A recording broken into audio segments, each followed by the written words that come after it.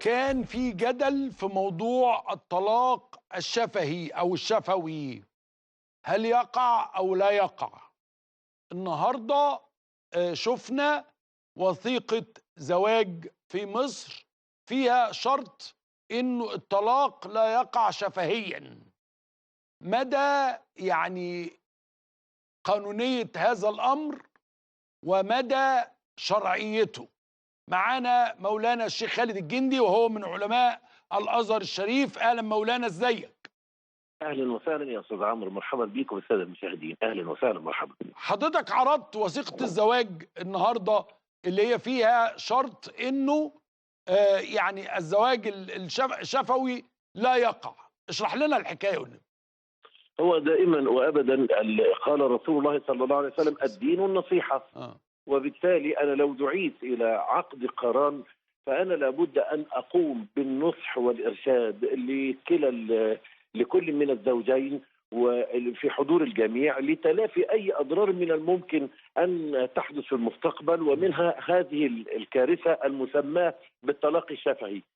بخلاصه المساله ان الزوجين اقتنعوا بكلامي، فلما نصحتهم بها استجابوا والحمد لله رب العالمين، وفي حضور العائلتين تمت إضافة هذا الشرط الكريم والأول من نوعه، واللي أنا شايفه فتحت خير على المصريين جميعا، وهو أنه اشترط الطرفان ألا يقع الطلاق مشافهة. هل هذا الشرط قانوني؟ والله وزارة العدل نفسها اللي حاطة ما يسمى بالشروط الخاصة، وهذه الشروط الخاصة موجودة في ظهر كل أسيمة زواج، موجودة رسمية. طب شيخ خالد نعم. في سؤالين هامين. السؤال الأول، معنى كده إن هذا الرجل لا قدر الله لو قام الصبح وقال لمراته أنت طالق، والظهر قال لها أنت طالق، وبالليل قال لها أنت طالق، لا تكن طالقا؟ الحقيقة لا يمكن يا أستاذ عمرو. هذا التعاقد اسمه تعاقد من العقد، والعقد الشيء الذي له أحكام خاصة. الله عز وجل عندما سمى عقد النكاح سماه ميثاق غليظ، قال تعالى: وكيف تأخذونه وقد أفضى بعضكم إلى بعض وأخذنا أي النساء منكم أي أيها الرجال ميثاقا غليظا. من الذي غلظه؟ من الذي أحكمه؟ من الذي وثقه؟ من الذي حماه؟ من الذي شرعه؟ إنه الله. هل من الممكن أن يفك بكلمة؟ بالله عليك، هل يفك بكلمة؟ هذه الكلمة يقولها الرجل في أحوال يا إما مدهوش، يا إما زعلان، يا إما غضبان، يا إما فرحان، يا إما معاند، يا إما وبالذات في السن الشباب والفتوة في سنوات الزواج الأولى. هل من الممكن أن نعرض هذا العقد المقدس إلى كلمة من البساطة بمكان؟ في عصر التعاقد الشفوي كان هذا ممكنا، أما في عصر التوثيق بعدما قمنا باستدعاء طرف ثالث في العقد وهو ما يسمى بالدولة، يعني بالمجتمع، وبدلا من إحضار شاهدي عدل أحضرنا وزارة اسمها وزارة العدل بشعار الدولة. لا يمكن أبدا أن يقوم طرفان بفك هذا الارتباط دون وجود الطرف الثالث الذي شاركهما في هذا العقد بأي عقل وبأي حق وبأي اعتبار. يا مولانا لو الراجل ده قام الصبح قال لها أنت طالق، والظهر قال لها انت طالق، وبالليل قال لها انت طالق، لا تكن طالقا؟ ولا يحدث هذا الطلاق طالما اشترط الزوجان هذا الشرط عند بداية العقد والكل حاضر. وهذه كلمة كانت خروجا من الخلاف. إذا رأينا أنه في خلاف ما بين العلماء، ناس بتقول أن الطلاق الشفوي واقع وناس بتقول الطلاق الشفوي غير واقع، إحنا حسمنا المسألة باختيارات الناس. يعني الناس هي التي اختارت. العقد شريعة المتعاقدين.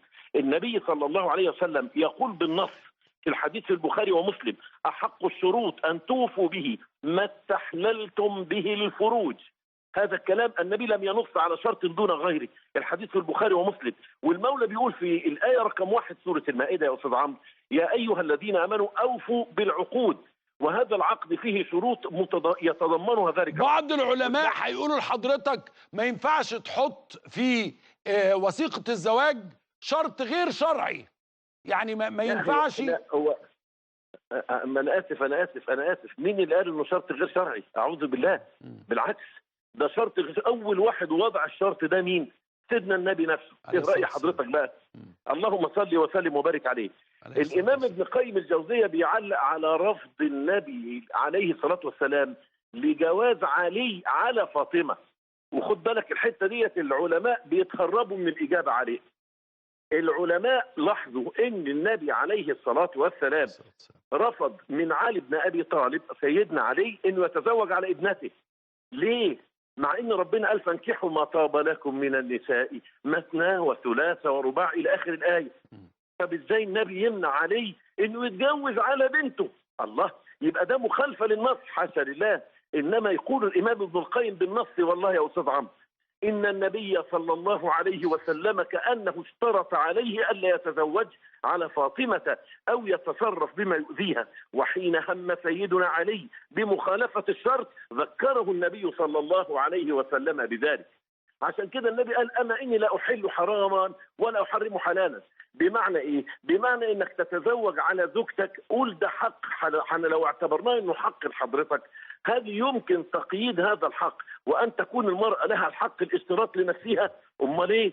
بوجود كل العلماء. انا عاوز اقول لحضرتك ان الامام ابن قدامه بيقول في المغني الشروط تنقسم الى قسمين: شرط يلزم الوفاء به وهو ما يتضمن المنفعه والفائده للمراه كاشتراط الا يخرجها من بيتها مثلا، وشرط يكون باطل الا ان العقد يصح.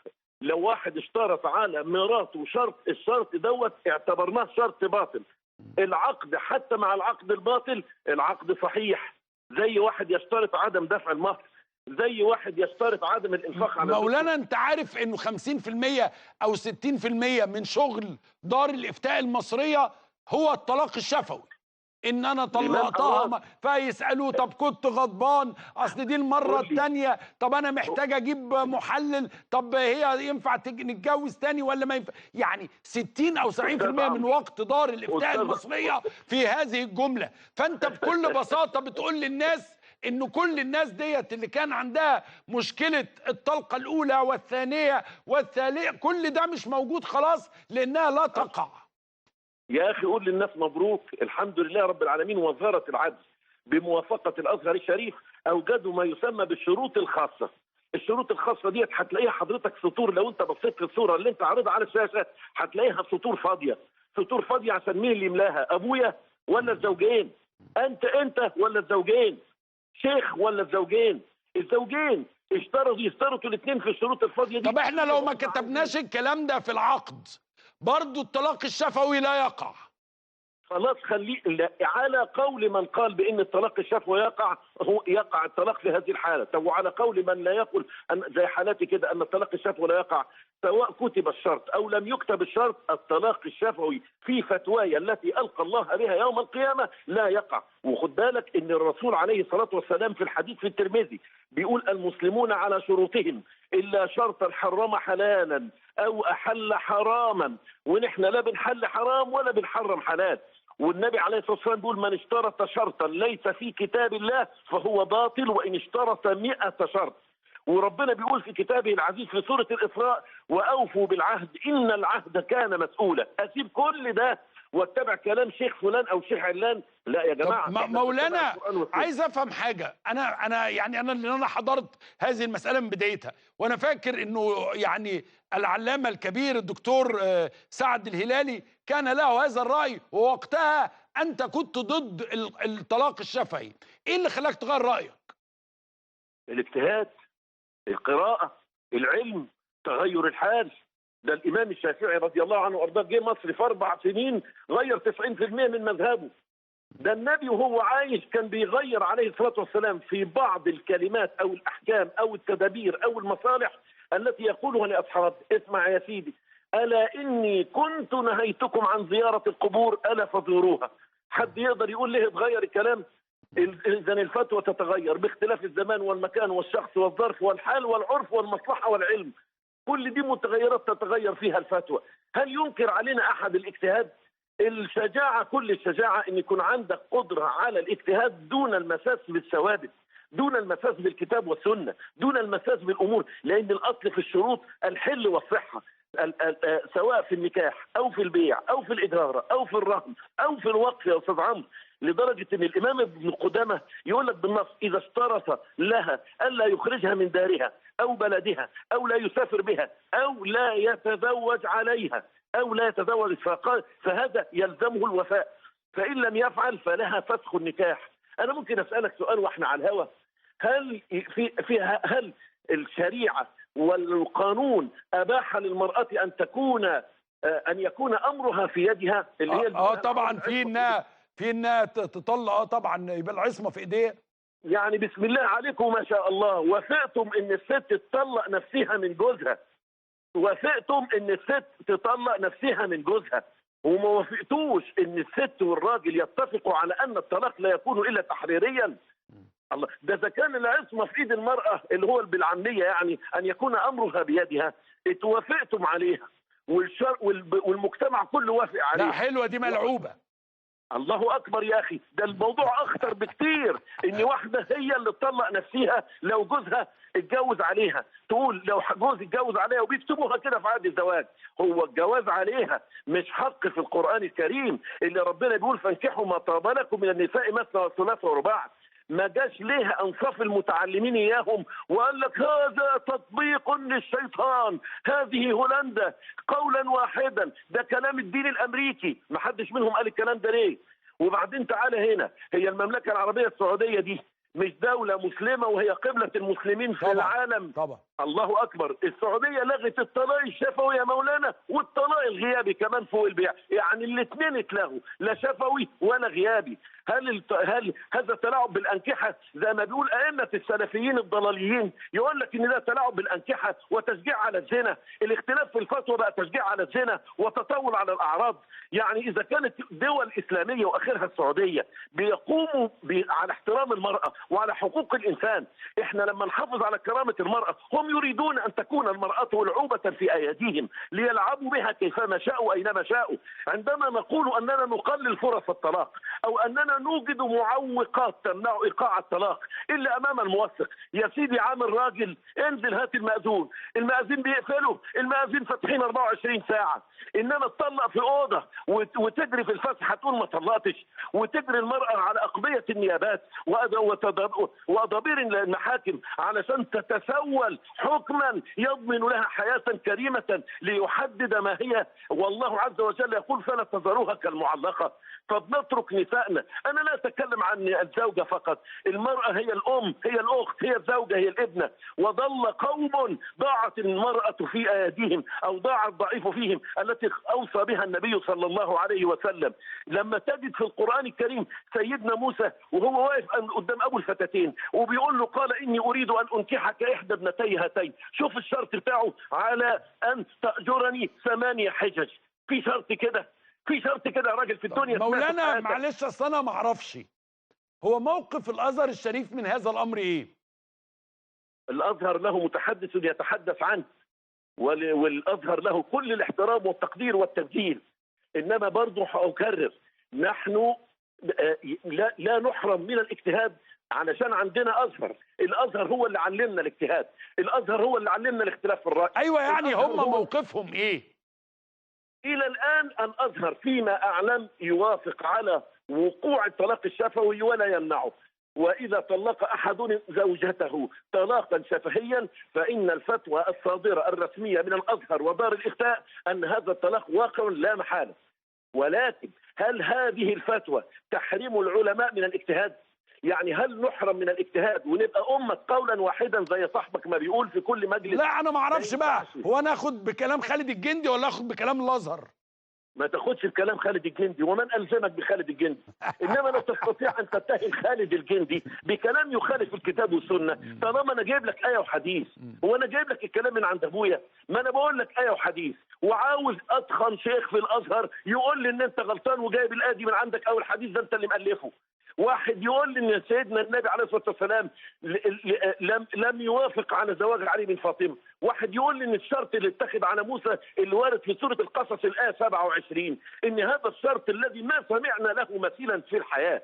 واحد يشتغل 8 سنين اشغال شاقه مهر علشان يتجوز واحده، على انت فان اتممت 10 فمن عندك وما اريد ان اشق عليك ستجدني ان شاء الله من الصالحين. لو سيدنا موسى ما رضيش يلتزم بالشرط، هل كان هذا العقد صحيحا بعد ان التزم بالشرط معه؟ يا سيدي نحن لا نمنع الطلاق، انما نمنع، اسمع الجمله دي كويس قوي، نحن لا نمنع الطلاق انما نمنع التعسف في استعمال الحق. لمن لا يعلم، للقاسي والداني. التعسف في استعمال الحق هو الذي نحاول أن نرشده حفاظا على المرأة وحفاظا على الضعيفين وعلى اللذين الأسرة. أمر النبي صلى الله عليه وسلم. نعم. وعلى الأسرة نعم. وحفاظا على الأسرة. والأسرة يتصور إيقاع الطلاق، الخلاصة إن تصور إيقاع الطلاق يا عمرو بيه نوعين اثنين، يا إما شفاهة يا إما كتابة. نسأل هل إحنا إذا منعنا الطلاق الشفوي منعنا الطلاق التحريري؟ ادي اول سؤال. السؤال الثاني، لا عايز تطلق طلق بقى، ما دام مصمم اكتبه خلاص، ما هي يعني. اكتبه. وبعدين هل الاشهاد على الطلاق بدعه قالها خالد الجندي ولا موجوده بنص الايه رقم 2 في سوره الطلاق؟ الايه رقم 2 واشهدوا ذوي عدل منكم واقيموا الشهاده لله. رقم 3 هل استدعاء الشهود بالقوه الجبريه عن طريق المحرر الرسمي حرام، بدعه، مكروه، كخ، عيب؟ ده ربنا بيقول ولا يأبى الشهداء إذا ما دعوا.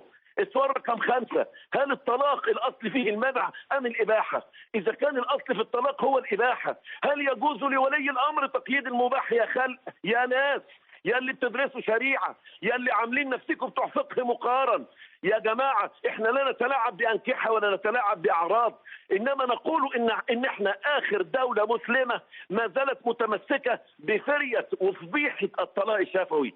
هل تنازل أحد العاقدين عن شروطه جائز ولا مش جائز؟ لو في عقد الزواج أثناء واحد جاي يتجوز بنتك وأنت اشترطت عليه إنه بنتك تسكن معاك في البيت وإنه ما يسكنوش بعيد عن شقتك، يجوز ولا لا يجوز؟ طب يعني مثلا عالم كبير زي الشيخ أحمد كريمة لما قالوا له على الفتوى بتاعت حضرتك قال ان انت مالكش علاقه بالفقه، يعني الشيخ خالد الجندي ملوش علاقه بالفقه، محدش ياخد. ما انا بتاع سندوتشات كبده اصلا، ما انتش واخد بالك. اسكندراني ولا عاديه؟ اسكندراني خدامك والبانيه وشويه الطحينه على قلبك زي العسل. انا مش عارف والله، ماليش دعوه بالفقه. يعني هو لو اتكلم في التفسير يعني انا دارس ايه؟ دارس في السوربون. يعني انا يا مولانا انا دارس في الازهر الشريف، أنا متخرج في الأزهر الشريف، وأنا واحد من علماء الأزهر الشريف ومن علماء وزارة الأوقاف وعضو المجلس الأعلى للشؤون الإسلامية. أبا كريمة أم وافق كريمة، هذا الأمر يخص هو، أنا لا آخذ تقديري إلا من الله سبحانه وتعالى. وبعدين يا أخي إذا كنت بقول كلام غلط فليحولني الأزهر على أي جهة تحقيق كانت، فليحاسبني من أراد أن يحاسبني إن كان هناك تجديف أو خروج عن الدين أو الملة أو العبث بالفقه أو بالشريعة. أصل السباب والشتيمة دي سهلة، أي حد عاوز يشتم يتوكل على الله، أنا لا أمنعه من ذلك. إنما الطعن لابد من الدليل. يقول صلى الله عليه وسلم البينة على من ادعى. ما هو في كلامه بيقول إنه الفتوى دي لا علاقة لها بالفقه وبيرد عليك. على العموم يعني يعني فهمنا وجهة نظر حضرتك. هل ممكن في دقيقتين أسألك سؤال أيضا؟ اتفضل يا غالي. اليومين دول في الفاكسين. نعم.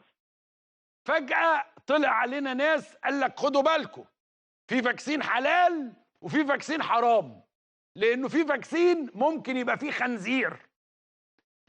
حرمانية وحلية هذا الأمر إيه؟ ببساطة متناهية إنه الضروريات الخمس اللي الشريعة الإسلامية جاءت للحفاظ عليها ومنها حفظ النفس والعقل، واحنا عارفين الضروريات الخمس هي ايه؟ ايوه ده النفس ده نمره واحد. وحفظ النفس وحفظ النسل وحفظ البال وحفظ العقل، دي اسمها الضروريات الخمس. ايه حكم التداول المحرمات واستخدام الادويه الناجسه؟ الامام الشاطبي في الموافقات في الجزء الاولاني صفحه 31 بيقول بالنص يا خلق. انا هشوف الصفحه دي هدور عليها على فكره، ولو ما طلعتش 31 هعمل لك مشكله. على يمينك وانت داخل كمان يقول لك ايه؟ اتفقت الامه بل سائر الملل على ان الشريعه وضعت للمحافظه على الضروريات الخمس، وهي الدين والنفس والنسل والمال والعقل، وعلمها عند الأمة كالضروري، يعني دي أمور ضرورية، ولم يثبت لنا ذلك بدليل معين ولا شهد لنا أصل معين يمتاز برجوعها إليه، بل علمت بملائمتها للشريعة بمجموع أدلة لا تنحصر في باب واحد، ولو استندت لشيء واحد تمت وجوب إعادته.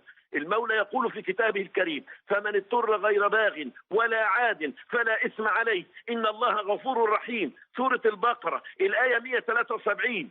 لذلك إذا كان ذلك الدواء بإشراف لجنة طبية مختصة وهي التي تحدد الكمية وتأذن بالتداوي به، وما زاد على ذلك الاستعمال التي تحدده اللجنة الطبية، فإنه يجوز استعماله وتعاطيه إلا إذا زاد عن الحاجة المقررة لذلك. فإذا كان هناك بديل من الأدوية المباحة يستغنى به عن هذه الأدوية التي بها محرمات أو أمور النجسات، لا يجوز شرعا تناول الأدوية المحرمة، لأن الضرورات تبيح المحظورات، وما لا يتم الواجب إلا به فهو واجب، والضرورات تقدر بقدرها. والله تبارك وتعالى يقول: إلا ما اضطررتم إليه، والله تبارك وتعالى أعلى وأعلم. مولانا الشيخ خالد الجندي، بشكرك، مداخلاتك دائما قيمة ويعني عظيمة، شكرا ليك. ربنا يخليك، شكرا لك. خلينا نطلع فاصل إعلاني أخير ونرجع تاني، والفقرة القادمة لسه عندي حكايات في الحلويات، أرجوكم ابقوا معنا.